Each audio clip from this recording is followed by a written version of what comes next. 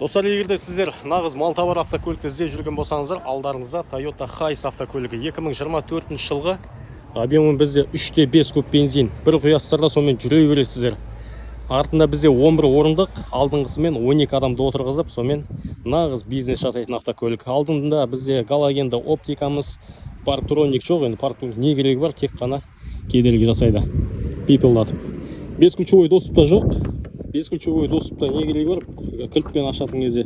Ішкі жағдайына келетін болсақ, комплектациясы кішігірім бізде мультирулі бар, и тряпочный бізде сиденье, осындай ыңғайлы ручниктермен. Ең бастысы бізде автомат, қиналмайсыздар қаланың ішінде.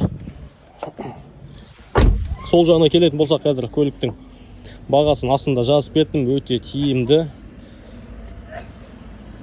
Бір қолмен ашасыздар. Нағыз Алматы, Шымкент, Түркістан айдайтын автокөліктердің бірі шапқылап тұрып. Іш жағында бізде осындай комплектпен 4 дискісі бар. Толық ақпарат алу үшін біздің жекемізде шығыңыздар. Сіздермен бірге Алаш эксперт компаниясы, бізбен бірге болыңыздар.